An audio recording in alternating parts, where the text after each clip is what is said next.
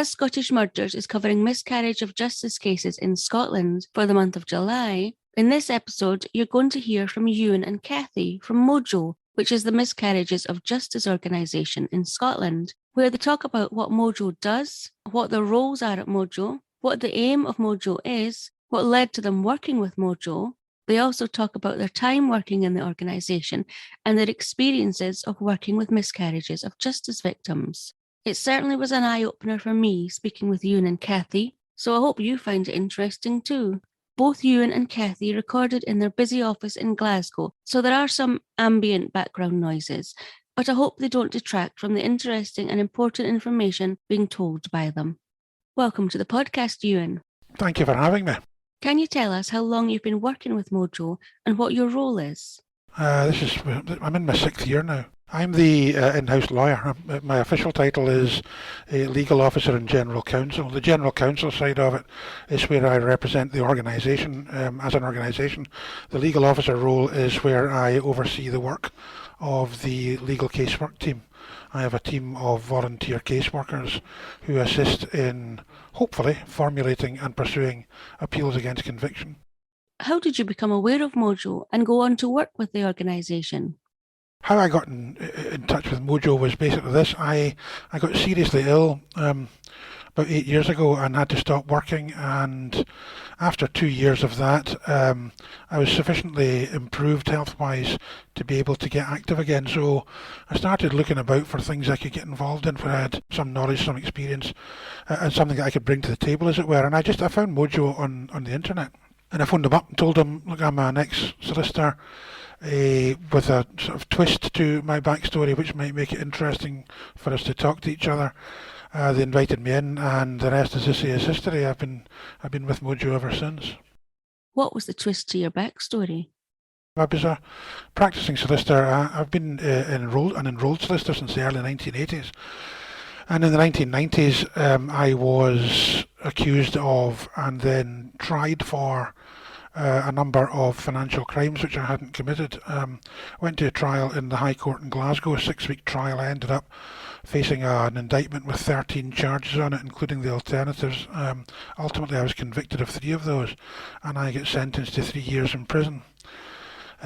Now, I was able to more or less deal with it. I mean, I was successful in my appeal against 2 of the 3. One, unfortunately, of these convictions remains extant even today, much to my disappointment, because I didn't commit that crime either. But the 2 more substantial crimes which I'd been convicted of, I had those convictions quashed by the appeal court. But that process, the appeal process itself, took 6 years, and the whole process from initial allegation to my final exoneration took 11 years out of my life. So the interesting thing about that is that as a lawyer, I'm almost certainly unique in Scotland in that I have experience of both ends of the criminal justice system, both as a practitioner of it and as a recipient of it. And that did give me, I thought, an insight which would probably be quite useful to MOJO, and I'm still here, so they clearly agree that that's the case. Did you spend any time in prison? Yeah, I didn't. I mean, I get sentenced to 3 years. I didn't do all of that because when I eventually got my appeal put together, I got interim liberation. But the problem with that, the other side of that particular coin, is that while I was waiting for my appeal to eventually call, and that took 6 years, I was back in court 4 or 5 times a year with every expectation of being recalled to prison. So, on balance, I would probably, if I had the opportunity to do it again, I would probably just done my sentence and got it out of the way. Can you talk a bit more about MOJO and how many people actually work there? We have only 3 full-time staff, myself, Scott Jenkins, who is our aftercare and reintegration coordinator, and Cathy Malloy, who is our chief executive officer. And the 3 of us are the only compensated, we're the only people who get paid for the work that we do, not that we're doing it for the money. But I also have, in addition to that, a team of, it fluctuates a little, but I've got about, in a given year, I'll normally have 30 volunteers, most of whom are law students. Now we're expanding into taking on criminology and forensic psychology students, just to give a different perspective on the work that we do, and we're finding that's very successful as well. So, in total there's 30 to 33 of us at any given time. Everyone in here has a passion for the work that we do, and everyone does it because they want to do it. It's not the kind of job that you would kind of walk into by accident. People get involved in it because they have an interest in the criminal justice system. They then get to see where the bodies are buried, if you'll pardon the pun, in the criminal justice system. They get to see where the flaws in the system are, how it goes wrong, and what happens when it does go wrong. And everyone just gets a passion for it, and nobody ever leaves here voluntarily. We lose the students because they go on to do, to get into employment or into further training or whatever. But we've got a very high demand from the universities who supply us with the students. They've all got waiting lists, so we're able to staff up again instantaneously. Many of our existing students would be delighted if we could offer them a role. Unfortunately, as a charity, in the extremely competitive charity environment, funding is a problem. It's just not possible. We just don't have the resources to hire people, and that's why we rely, entirely on the goodwill of people who are well motivated and want to assist in a job that they consider to be very worthwhile. There was recently an exhibition in Glasgow called The System's Grim, which was commissioned by MOJO, and the artist was Anne Flynn. Can you tell us how that came about?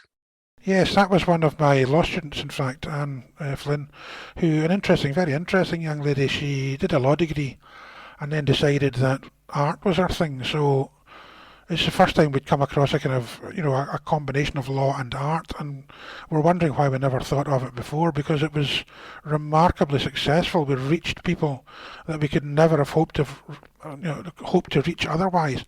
This exhibition spoke to people in a way that we couldn't do otherwise, because it's a really impactful visual thing, and the kind of work we do. The one thing it lacks is high impact visuals, frankly, but this was really, we're absolutely delighted with the response we've had to that. And then to complement the work of Anne Flynn, MOJO also illuminated 3 public buildings with some less well-known truths about the Scottish criminal justice system. Can you tell us more about that? We projected some interesting messages on the sides of some appropriate buildings in Glasgow. I took particular pleasure in photographing the projection onto the wall of the High Court, where I myself was convicted all those years ago. We ran 3 or 4 different messages. We certainly did the one about the compensation statistics, which people find shocking. Also the fact that in the 7 years to 2020, the High Court of Justiciary in Scotland, in relation to jury trials alone, therefore the most serious crime involving the heaviest sentences, they admitted to 143 miscarriages of justice just from that type of case in a 7-year period. This is a thing which surprises people, because people don't understand that this is not a problem which existed in days gone past and has been eradicated. It's far from it. It's worse now than it was in the days of the more high-profile miscarriages of justice, of which people are more generally aware. People just think it doesn't exist, it doesn't happen, and it absolutely does. You mentioned about the compensation statistics for miscarriage of justice victims over the period 2013 to 2020, which I have posted out on social media. And it's quite shocking that the amount of victims who receive compensation has just continued to decrease over the 7-year period to being absolutely nothing in 2020. How did you come by these figures? And do you have statistics for the period 2020 to 2022? How it happened was I originally asked for, and I had to get this from Freedom of Information request because the Scottish Government stopped publishing the statistics some years ago, but we managed to get through the Scottish Courts Administration some interesting data for the 5 years up to 2017. I was in the process of updating that when the COVID crisis struck, and therefore we were slightly snookered by that. But once we got back into the office, I asked for the most recent available figures at that point, and that brought me up to 2020. I don't have anything more recent, but I will be revisiting that particular well quite soon to get my numbers up to date. And it's, the thing is, let's just look at it in broad terms. We're talking about 20 a year, 20 recognised miscarriages of justice a year from just the most serious types of crime. And that's only scratching the surface. We know from our experience in here that the reality is rather more grim even than that. And if you then juxtapose that with the performance figures for the Scottish Criminal Cases Review Commission, which is the watchdog the government funds to theoretically deal with this problem, I mean, their numbers are lamentable. In the 5 years to 2020, they only referred either 4 or 5 cases of that type, and only one was successful. So, the vast majority of successful appeals, and there are, there are not many of them, 20 a year, let's call it, but 98.6% of those appeals are first appeals, which don't have to go through the commission. Now, you may think that's great, that's evidence of the system working. But let me ask you to look at it this way. You think about all the well-known high-profile miscarriages of justice. Think about T.C. Campbell and Joseph Steele. They had several visits to the High Court before they got the conviction quashed. You go back further into the Birmingham 6 and the Guildford 4, the Maguire 7, the most high-profile cases. All these cases took multiple visits to the appeal court before the convictions were quashed. And this, to me, is emblematic of the fact that the figures that are published as to, let's call it 20 a year, which are corrected by the justice system, that is a very small tip of a very, very much larger iceberg. In your opinion, why do you think so few appeals are successful? I mean, my own take on this, and I have to say this is my own take on this, and other takes are available, perhaps better takes, but my own take on it is that the imperative is to maintain public confidence in the justice system, and the appeal court, for my money, serves to sees its own self-understanding, if you like, of its own function, is to preserve convictions, not to quash them, in order to maintain public confidence. Because if the appeal court was quashing too many convictions, people would ask awkward questions about why is it that the trial courts of first instance, are getting it wrong so often. How many applications do you receive from potential miscarriage of justice victims a year looking for MOJO's help? It's interesting. The statistics over my time here, almost 6 years, pretty static, and they didn't actually diminish through the pandemic. So we take on average, call it 250 applications for assistance per year from people who claim to be the victims of miscarriage of justice and who are seeking our assistance in challenging their convictions. How do you determine at MOJO if a person is a potential victim of a miscarriage of justice in need of the organisation's support? We are an innocence project. We will only assist those whom we believe to have a credible and objectively arguable claim to factual innocence of the offence of which they've been committed. So if someone were to come to me and say, I did this, but I shouldn't have been convicted because the Crown cheated and they bent the rules, as a practising solicitor, I would have no qualms whatever about running an appeal in those circumstances, because someone in that situation is entitled to have their conviction quashed. If we don't play by the rules, then there's no point in playing at all. However, MOJO is an innocence project.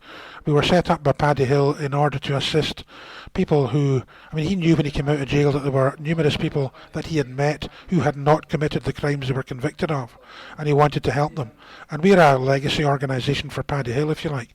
So our remit requires that the applicant for our assistance must have a demonstrable claim not to have committed the crime. So that narrows down the field quite a lot. Of the 250 applications that we get, a goodly number don't even claim to be factually innocent. We also, for a variety of reasons, practical reasons, we can only provide casework support in cases which were decided by the Scottish courts. Why is that? Well, because I'm a Scots qualified lawyer and my casework team are all Scottish trained law students. We have neither expertise nor experience in English criminal law, for example, and there are some quite significant differences. But most importantly, also, we have to limit the number of cases we take on so that the ones that we do take on, we can provide a proper all bells and whistles service to. We're not going to give anyone a half-baked service. We're not prepared to cut corners. If we're taking a case on, we have to give it everything we've got. And as a result of that, we are limited by our resources as to how many of those we can properly handle in a year. What it comes down to is that right now, in terms of ongoing cases that I'm working on, we're just north of 90 cases. So we've got 92, 93 applications that we're working on just now. And they're all from Scotland. Every one of those is from Scotland.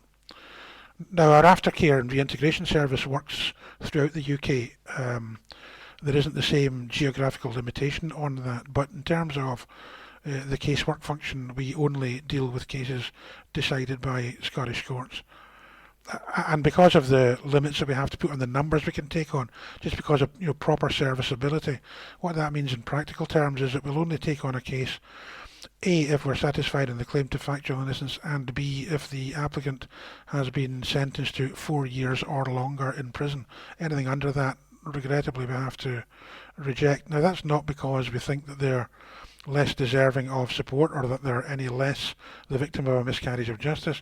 We simply don't have the resource to bring the bar down below the 4-year mark.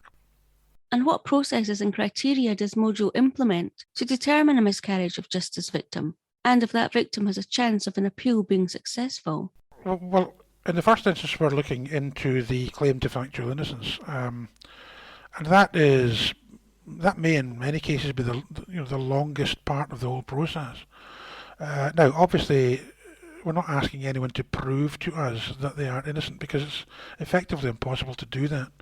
So what it will come down to at the end of the day is, I hate the expression, but it's a best guess, but it's a very well-informed best guess. We will drill into all the circumstances of the case insofar as we possibly can in order to satisfy ourselves on the factual innocence question. Once we have satisfied ourselves that an applicant meets that criterion, then we go about trying to find potential grounds of appeal, which we can then fashion into an application to the Scottish Criminal Cases Review Commission. And we will start with basically the case papers. So we'll get the case papers from the trial solicitors, and we will basically deconstruct the Crown's case against the applicant. We will also deconstruct the defence case, take it right back, strip it right back to its individual nuts and bolts, and see where there may have been something that has gone wrong in the process, as a result of which a conviction was the result at the end of the trial. And in completely deconstructing it, the theory is that it becomes easier for us to find potential pinch points, areas where we might be able to frame an appeal point, some objection that we might raise to the legitimacy of the conviction. But the assessment of factual innocence is an ongoing process. I mean, I'll give you one example. We were working very hard on one case. Cathy, in fact, was working very hard on one case for 7 years. On the basis that the client met the factual innocence requirement, and on an unguarded moment they made a remark which made it doubtful that they were in fact factually innocent. So after 7 years we just shut the file, because if we're not satisfied at any stage, then we consider ourselves as being unable to assist, and we simply will stop at that point. And the greatest number of cases that fall off, as it were, between an application being made and us being ready to actually formulate an appeal, this is a stage at which most cases don't make the cut, that the claim to factual innocence is manifestly not legitimate, or is simply not strong enough that we can be comfortable with it. And that makes sense also, because if you think about it, we're a charity, we don't charge anyone anything. People, when they come to us, know that it costs them nothing and they've nothing to lose, and therefore we field quite a lot of inquiries which, on either close inspection or sometimes less than close inspection, it becomes apparent that they're not going to meet the factual innocence test, and we just simply can't assist them. What it comes down to, of those 90 that we're working on just now, right now I am working on actual appeals for 10. It's a kind of multi-layered process. We first of all assess factual innocence, we then try and identify appeal points, and it is not in any sense a given that even if we're satisfied that someone meets the factual innocence test, that there is an appeal point to be found. Quite often, by the time the case gets to us, it's already been to the appeal court. It may have already been to the Scottish Criminal Cases Review Commission, sometimes not uncommonly more than once. And by the time the carcass gets to us, it's been picked pretty clean. So we're not guaranteed that we will ever be able to find an appeal point, but we will certainly give it our best shot. We won't, it won't be for the want of trying, if I can put it that way. MOJO also provides an aftercare and reintegration service to their clients upon either them having served their sentence or have had their appeal quashed. Can you tell us more about that?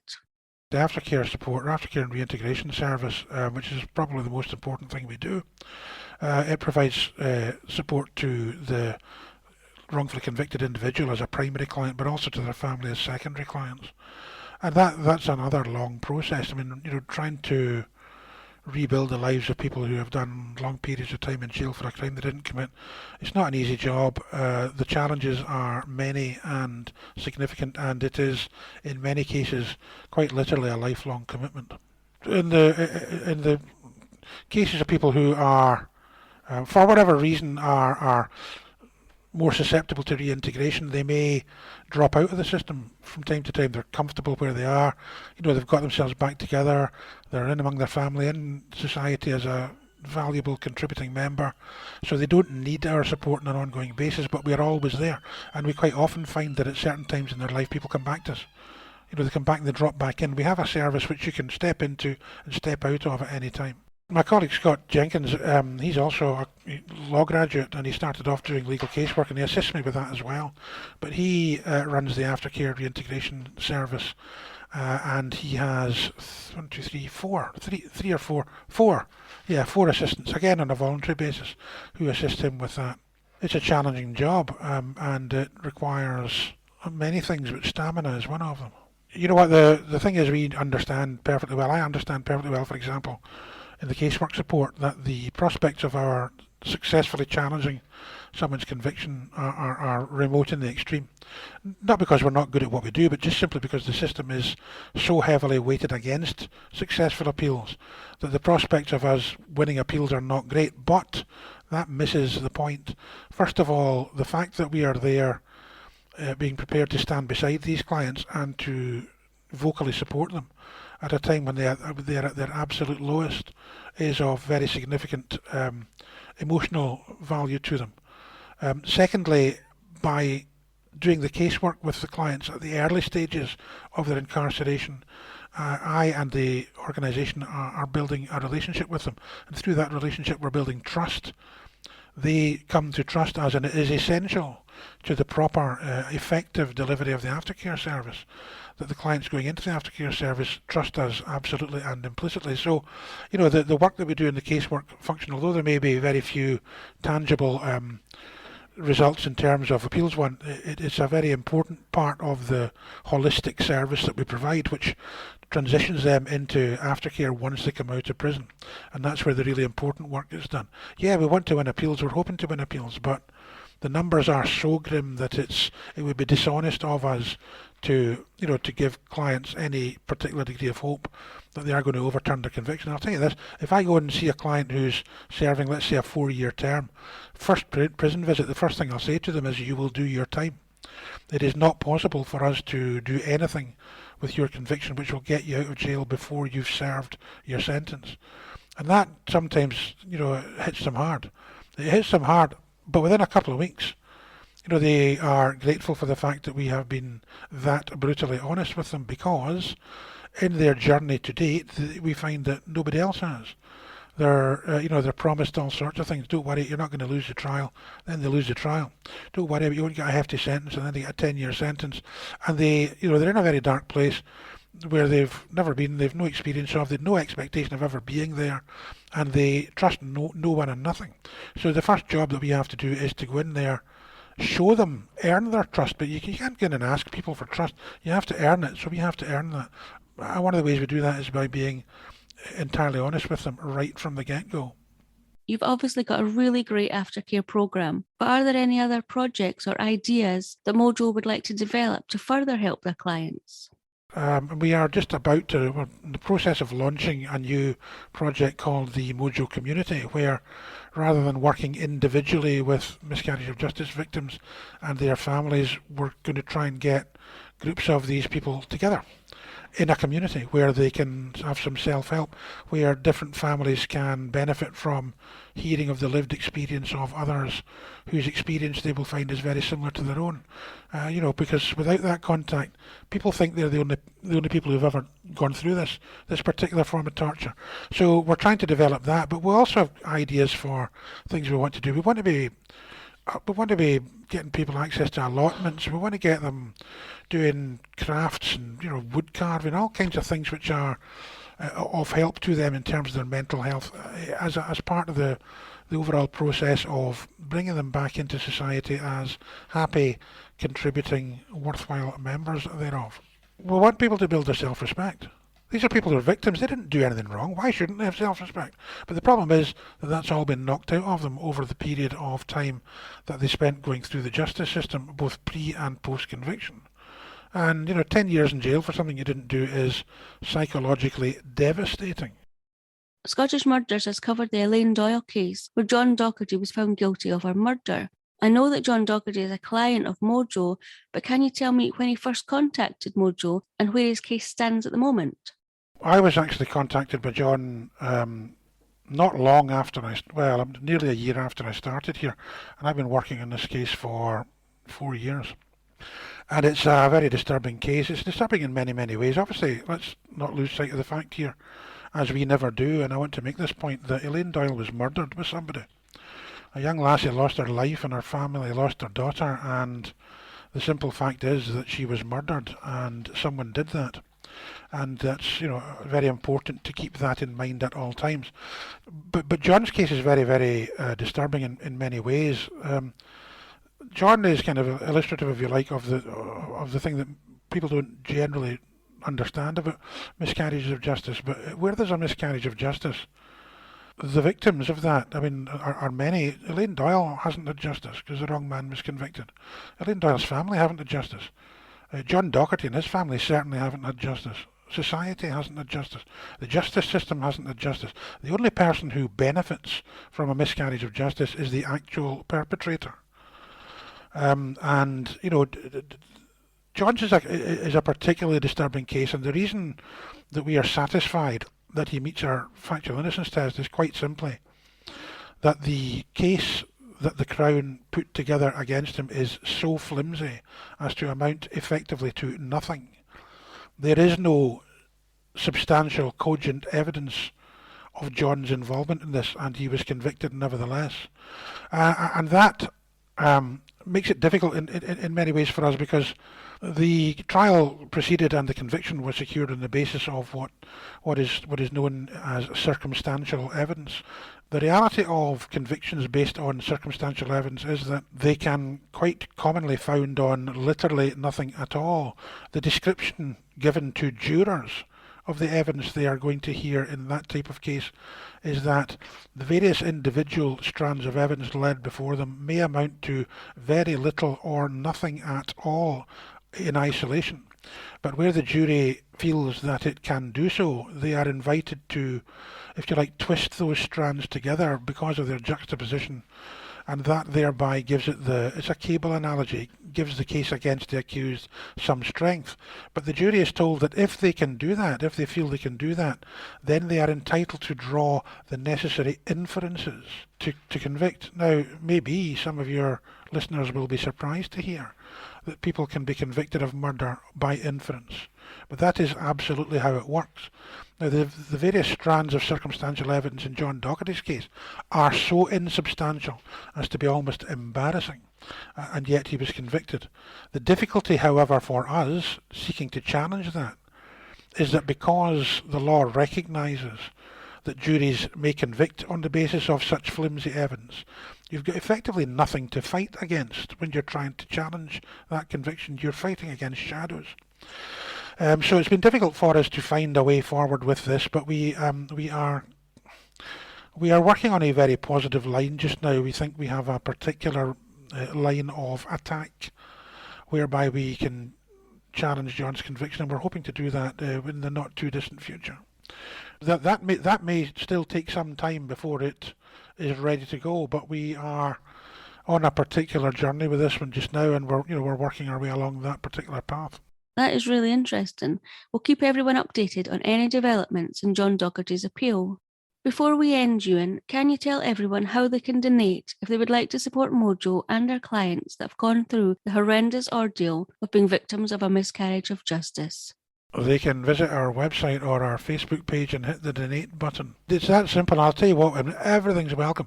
We have people, God love them, who send us £10 a month. And they do it every month in life. Now, I'm not asking people to send us £10 a month, but if you've got a spare tenner, hit the donate button, send us £10. It all adds up, and we need the resources. We find that funding is difficult, particularly now, because the charity sector is very competitive. Look, there are all sorts of charities out there doing wonderful work for people who need help, and therefore, making your voice heard above that and getting funding is not easy. We're fortunate in that our aftercare service has been funded for some years now by the Scottish Government, and we are very, very grateful for that.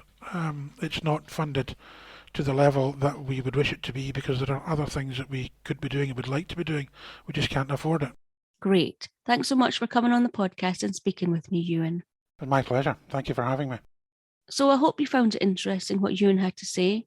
Don't forget to hit donate on the website mojoscotland.org, or you can follow and donate by following MOJO on facebook.com/Miscarriages of Justice organisation. All of these details can be found on our website, scottishmurders.com. Up next is my chat with Cathy from MOJO. Cathy has been working for MOJO for 19 years, starting out as a volunteer, which she stayed as for 9 years, before then being given the chance to continue with MOJO as a full-time member of staff. Cathy is now the Chief Executive Officer of MOJO.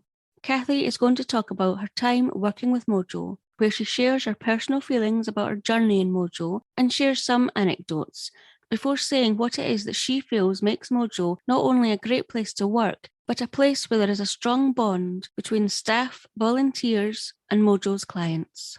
I firstly asked Cathy about how MOJO was started and by who, before asking her what her feelings were about the justice system in Scotland, having worked with MOJO for 19 years. Paddy set this up originally in 2001. Paddy had come out of prison, and there were a couple of other people within the system that he knew were innocent, and he vowed that he would take a year from his life, on the outside to help these people. And all these years later, we're still doing it. And, and Paddy was very much involved with the organisation up until just before lockdown. But with age and health issues, he's less involved. The fact that he set up this organisation, is testimony to the man himself, and the strength, because it's not an easy job. And I've never been in the situation that any miscarriage has been in. I've never been in trouble with the police. I've never known anybody to be in prison. I've come into here Jane normal with absolutely no, I was terrified, Dawn, when I first came in here, because I had this sort of perception of these people that came out of jail were violent thugs, and I believed with the greatest justice system in the world, which I still do believe. It makes mistakes. It does make mistakes. Right now, I don't know that the changes that are happening, I don't know that I believe it, but I did. And, compared to other countries, yes, certainly, it's up there. But it is a system that has flaws, and it has to take accountability for those, and it doesn't. And that's where you lose the respect, or some of the respect for it. I haven't lost all my respect for it, but some of the respect for it, because if I do something wrong or you do something wrong within your job, we're held to account. We have to either make right of it and admit the responsibility for it and take the blame for it, and they don't. They're above that, and that's the thing that upsets me most about it. I'm just like, because the people that are miscarriages of justice are coming out very, very damaged, and they take no responsibility for that. That's my biggest bugbear with our justice system. But yes, I do feel that it is, it can be a fair system. We have a jury. There are countries that don't have that. There are countries that, you have the diplomat courts. The judges are making these decisions. You have countries where, you have one person who's judge and jury. So yeah, in the sort of scheme of things, we have a good justice system, we do, but it's just very flawed. It's very fluid. It's not perfect, and it shouldn't perceive to be perfect when it's not. I think people would have more respect for it if it admitted to it. But that's my own personal feelings, and as I say, we're working in this job for all these years. Not everybody agrees with me, and not everybody, and some people just look at me and think, "You still feel that?" Yes, I do. Yes, I do. I asked Cathy then what the overarching emotion has been for her while working at MOJO. There's a lot of emotion involved in this job. It's not just frustration. It's everything. I have to be positive. You have to be positive. You cannot do this job without a level of positivity, because you are the voice of people who are in prison who don't have that voice. You are the person that is speaking for them, and that includes after they are released from prison as well. So you have to have that positivity. You have to sort of believe that change will take place. You have to do that. We're involved in a lot of the discussions and things. Whether we're listened to or not, I don't know. But it's, you just hope that a wee organisation like us can make a difference. And that's it. And we have to do that by being positive. Now, as you can imagine, when victims of miscarriages of justice have either completed their sentence or have had their sentence quashed and are released from prison, they will have been severely affected by what they have gone through. I asked Cathy to explain just how MOJO's clients were affected by their horrendous experience and how they cope with being back in the outside world. You're not getting the same person out of prison that went in. We always say, don't allow it to define you. We can find that person again. You'll be a different version of yourself because of what's happened to you. But you can work to be as near to what you were before you went in. And we'll give you coping mechanisms to work with when you're feeling stressed and when you're feeling angry and all the emotions. I mean, the emotions that have been turned off for so many years whilst they're in prison, because they cannot show emotion in prison, because that is seen as a weakness. That will be used against them. So you have to go in there and have to become this robot, if you like, that is completely devoid of emotion. And then you come back into society and to start to feel emotions again. They don't know how to deal with that. It's overwhelming. And that is the thing that people don't understand, is that, if you have been a robot for 10, 15, 20 years, even if it's just a year, you have to come back out, and you have to then, you're getting feelings and you don't know how to cope with them. They are overwhelming. It's not just a mental damage that they're doing, they're mentally impacting on them, they're emotionally impacting on them as well, and physically. So, you have an emotional, mental and physical impact that's going on there, and we're not here to repair them.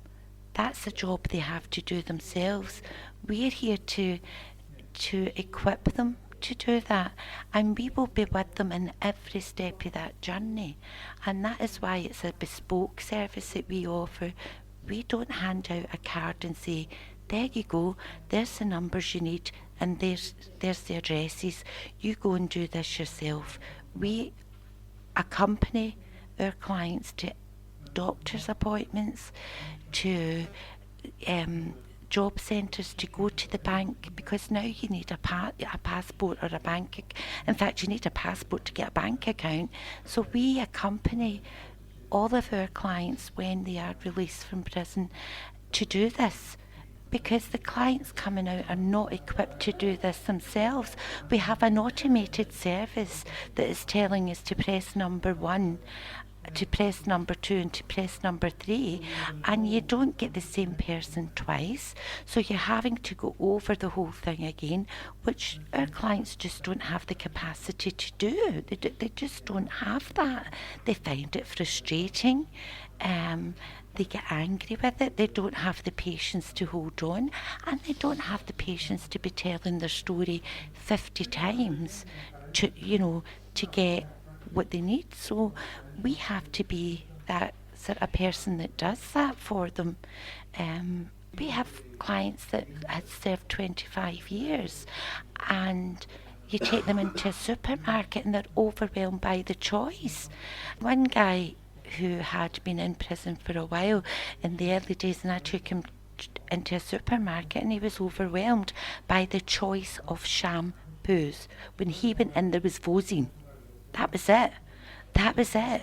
And now you have a whole aisle dedicated to shampoos, and he couldn't pick a shampoo. He had to put the basket down and walk out because he was having a meltdown because there was so much choice, and he couldn't comprehend this choice.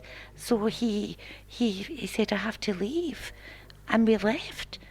And so his shopping was abandoned, and that was it. It's the choices. The traffic volume is so much higher. People don't think about that. There is so much traffic. We are in a technological world now. You have mobile phones. I say, when they went in, it might just have been a house phone. It might not even have been their house phone. It might have been a neighbour's that they had to go in and use. There were telephone boxes. To get their benefits, they have to now do this on a computer. They have a booklet type thing that they have to fill in daily and stuff like that. If you don't have a computer, you have to get into a library to do this. And if you don't have the means to do this, you don't know how to use a computer, how the hell are you going to do this? I'm 59 and I had enough problems trying to, get round about technology. So somebody that hasn't had that opportunity, it is just absolutely alien to them. It's just absolutely, So, I'm sort of telling you the sort of everyday challenges that are being put in front of our clients that they need desperately need help with, and there's just nothing there for them other than ourselves, to do this for them. While MOJO is a charity and is severely understaffed, relying only on 3 full-time members of staff and volunteers to support victims of miscarriages of justice, those that do work there, as well as the clients they aim to provide support to, all have a strong bond and see each other as family members. Cathy talks about how she came to work at MOJO, including a wee anecdote about receiving her first phone call from a prison. I say that we have a family, and this is a family. From myself as the Chief Executive Officer right down to, our volunteers, we are all the same. It's a family. And it has to be a family, because when one of your family's hurting, you have to be there for them. And you have to see it like that. You can't turn around and say this person is a client. I know that I'm using that terminology. This person's family, because we're all that they have. So, you have to, this whole community, the MOJO community is family. And because that's the sort of premise that I've worked on from day dot. When I came in here as a volunteer, it was Paddy and John McManus, who, by the way, were trying their best, absolutely trying their best. I was a criminology student, had gone into that later on in life, and I found out about MOJO. I was actually at a concert, had come out, and these guys were leafleting on the streets.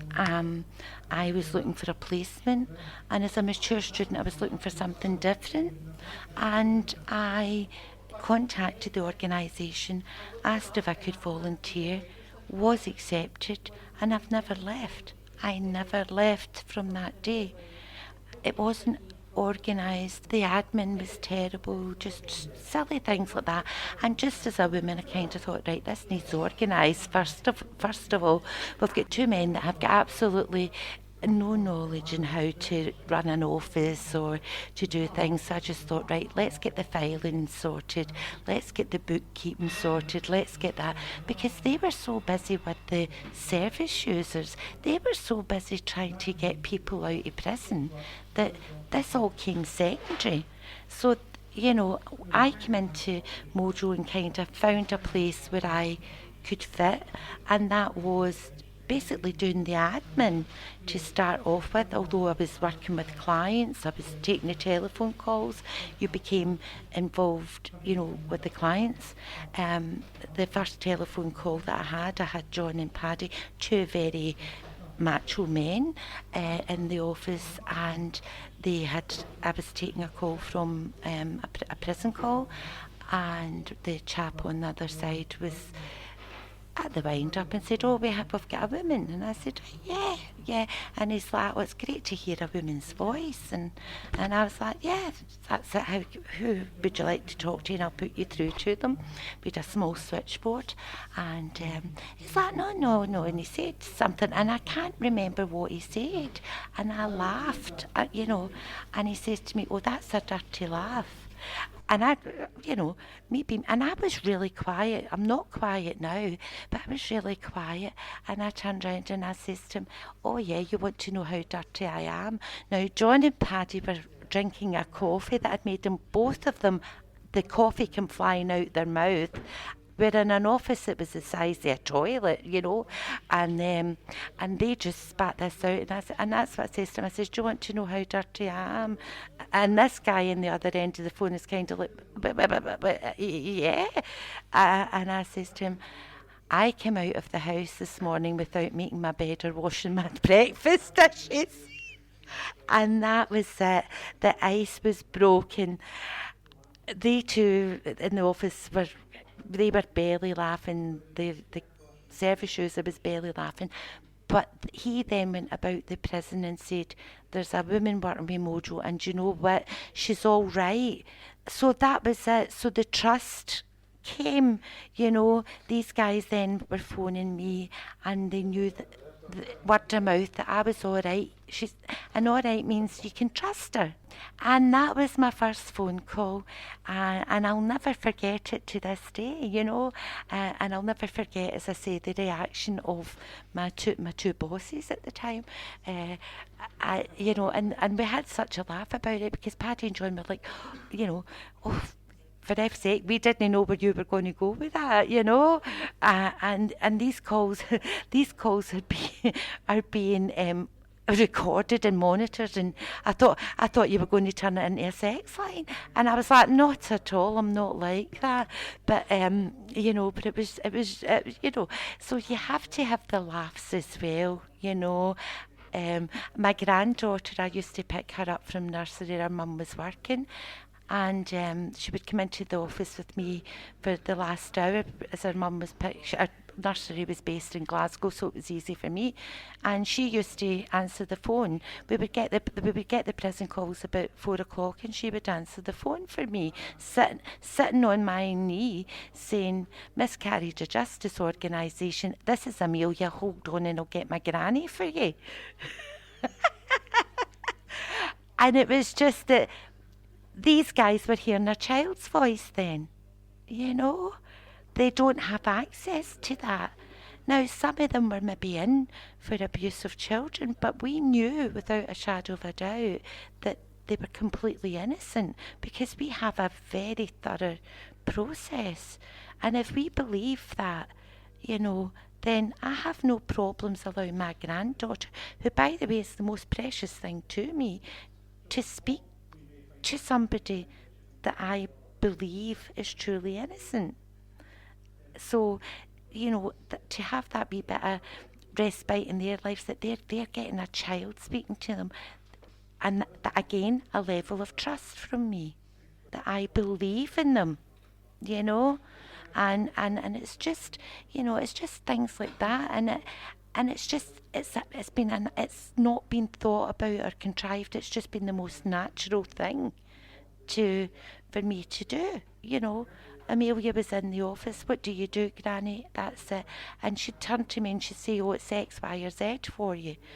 And if it's somebody that you particularly like, she said, "I'm going to talk to you before you talk to my granny, and because I drew a picture in nursery for you today, and I'm going to send it in." She's 14 now.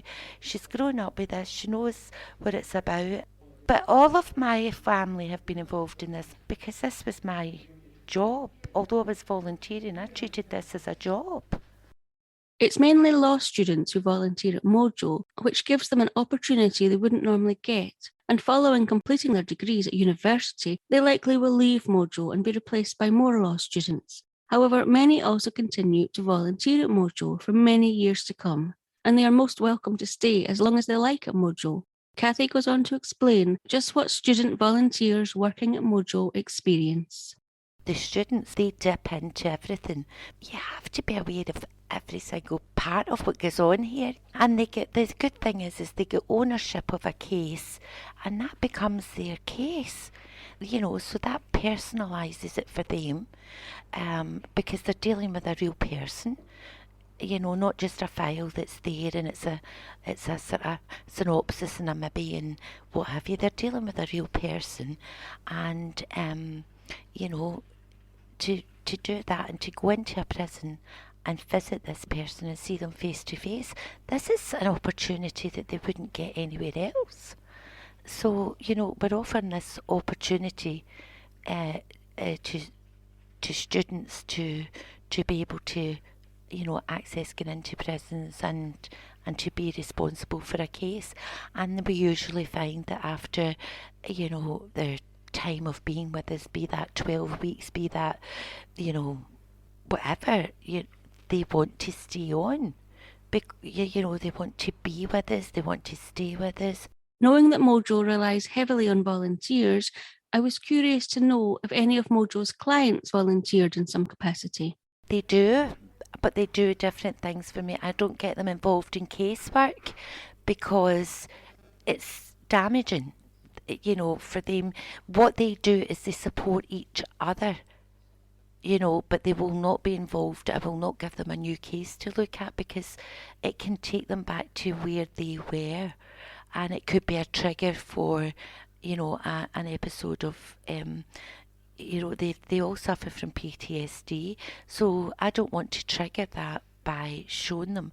So where we encourage our clients is the buddy system, where they, we're trying to get them to engage with another client that's maybe somebody that's been out for a wee while, working with somebody that's just new out. And as I say, it's to take them. We do that along with a volunteer member of staff or a staff member, where they will take them along to the job centres or whatever, or take them a walk for a coffee or whatever, to get them used to the noise level, get them used to the traffic, just simple things like that. And that's a good thing because it's a connection. It's somebody that's been in the same position as them, a person who can understand that and can understand their emotions, and they don't feel so alone. Also, the MOJO community programme has just been launched too, so this would be an ideal place for MOJO clients to volunteer, where they could provide first-hand account and wisdom to victims of miscarriages of justice who have recently been released. Now, if you follow Scottish Murders on social media, you will have seen that there's been a post each day in July with statistics or information around MOJO and victims of miscarriages of justice. And one such post said that when miscarriage of justice victims are released from prison, their lives are rubble. They have no money, no job, no place to stay. So what do? Just now I've actually got a client who's staying with me, the majority of them, when they come out of prison, because of the way that it's done. They have got nowhere to go, and they have, a train ticket and like 40 something pound in cash to get them back to where the incident was supposed to allegedly happened. And so they've got nothing. You know, they maybe can't go back to where they've been. They don't want to go back to it, but there's various reasons for that. So the majority of people in Scotland who have had their convictions squashed have slept in my sofa. Or John McManus's before, you know, I became a member of staff. And that I did it as a volunteer as well, but they slept in my sofa. So that's what I'm saying. My children had to be involved. Now, I would not welcome anybody into my home that I thought would harm my children or myself. As I say, they're my most precious thing in my, you know, it's my family, and I would never put them in harm's way. So, you know, that's the level of involvement that they have. And, you know, our funders, and I am so grateful to them, the Scottish Government, for what they do, but they gave us originally, in 2 years, that's it, they no longer should need the service, so that's it, you get, that person can move on.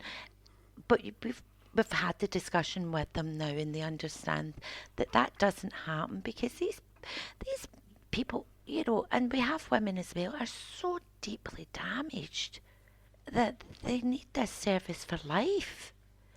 As long as this organisation's here, they'll get it until the day they die, you know. But the thing about it is that where we have it, I have success stories. I have people that are in the community and are functioning and have businesses and are working and have family lives. But those people still need to dip into this service. It can be every 2 years. It can be every 4 years. And that's it. But as I say, we have people that are out there and they are totally functioning and they are absolute success stories and should be so proud of themselves. But they still need to know that the service is here, that if something is happening in their life that they can't cope with, that they can come and at least discuss it with us. Cathy's vision is to have everyone be aware of MOJO, for everyone to know what they do and that they are there if ever anyone finds themselves in a situation where they were being accused of something they didn't do. She would like everyone to have the tools to protect themselves if need be. Listen, this is a much needed service that is underrated and unknown of. People should be shouting from the rooftops about this. You know, people should be aware, because you never know, it could be you. You know, I don't want people coming here and saying, oh, I've never been in this position before and I've only heard of you and can you help me? I want them to know that this service is available and to try and prevent and give you the tools as well so that it doesn't happen to you. You know, be aware. Cathy is clearly really passionate about working for MOJO and making sure that victims of miscarriages of justice in Scotland receive the support they so desperately need. But working for MOJO is stressful, and there are downsides to working in such stressful environments. As I say, I love here. I'm 59. I had a stroke 4 years ago. My mobility is absolutely awful, and you know, it's stress related. The job is stressful, everything's stressful, but I come back in here because this is my job. This is it's like a vacation, if you like. You know, I love my job, and I wish I didn't have to do it. You know, I wish there were no miscarriages of justice, but the thing about it is there are, and I love my job. Absolutely, not many people have that they can get up in the morning and say, you know, I love my job. There's never been a day in that 19 years where I've thought, oh, I don't want to go to work. I ended by asking Cathy how she felt more people could be aware of the good work that MOJO do and how we could help support MOJO. I'm not going to be here forever. My health's affected.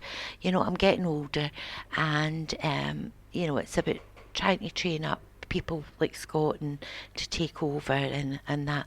But I need a level of awareness about this organisation and about the work that we do, and for people to know that this goes on, you know, and I'm not asking for people to go out there with banners and campaigning and stuff. What I'm asking them to do is to be aware, to know that we are here to support us. Now, they can support us in many ways. They don't have to give us money. You don't have to. It's just about being, you know, look on our Facebook, like things that we're doing, you know, come to events that we're holding, just support us. What we need here is instead of having 100 small voices, we need the one big voice. We all need to unite for this. My passion for this will never dissipate as long as there's a miscarriage of justice out there.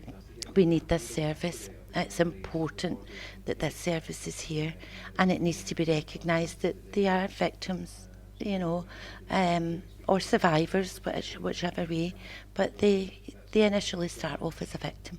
Thanks so much for speaking with me, Cathy. Thank you so much, Dawn. I hope you have found listening to what Euan and Cathy had to say about MOJO and miscarriages of justice victims as interesting as I did. Again, if you'd like to donate to MOJO, you can do so by going to their website, mojoscotland.org, or follow, like and share their posts on facebook.com/miscarriages of justice organisation. And you can donate on their Facebook page too. You can also find all the posts regarding miscarriages of justice and MOJO throughout July from Scottish Murders on our social media pages or on our website scottishmurders.com under the Miscarriages of Justice section. Thanks so much for listening.